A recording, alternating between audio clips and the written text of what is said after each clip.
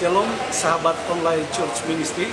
Saya Pendeta Yakub Produser, Gembala Sidang Gereja Bethel Indonesia Langisari Mijen Semarang.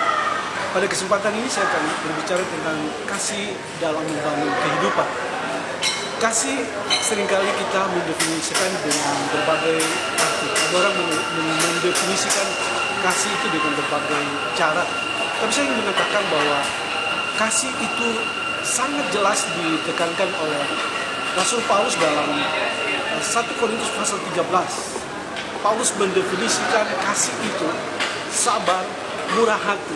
Di sana dengan sangat jelas. Nah, satu pertanyaan yang menarik sekali adalah bagaimana kita membangun kehidupan ini dengan kasih. Sekali lagi, kehidupan yang dibangun tanpa kasih adalah kehidupan yang sebenarnya tidak berarti apa-apa dan bisa hancur dalam kehidupan ini. Tapi kehidupan ini harus dibangun dengan satu sistem, satu nilai yang kuat sekali, yaitu kasih. Pertanyaannya adalah bagaimana kita membangun di dalam kasih itu. Hal yang pertama, kita harus paham bahwa kasih itu, Alkitab memberi batasan. Kasih itu sabar, kasih itu murah hati. Kalau kita tidak hidup dalam kesabaran dan kemurahan, itu artinya kita tidak hidup dalam kasih.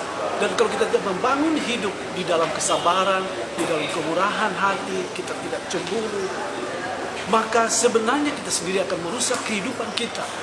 Sebab itu hal esensi dalam membangun kehidupan itu sendiri dengan kasih, yaitu tidak cemburu.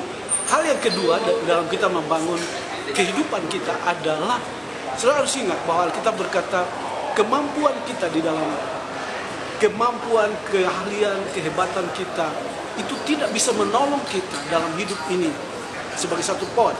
Sebab di balik kemampuan, kehebatan kita, ingat sekali lagi, tanpa kasih maka semuanya tidak akan berarti.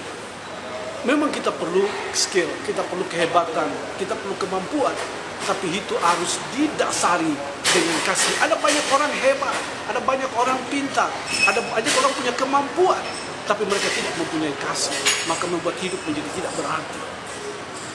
Tapi sungguh luar biasa kalau kita mempunyai kemampuan, keahlian, menguasai berbagai bahasa, Alkitab berkata menguasai berbagai perkataan. Kalau itu tanpa kasih, apalah artinya, kata Alkitab.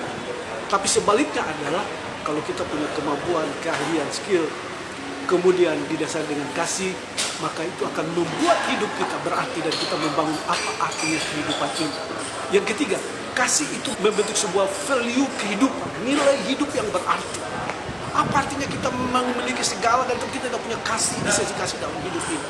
Kasih membuat kita menghargai arti hidup ini. Ada 3 hal yang saya sampaikan berkaitan dengan kasih. Saya kira dengan beberapa hal ini bisa menjadi berkat buat kita semua. Shalom, Tuhan Yesus memberkati.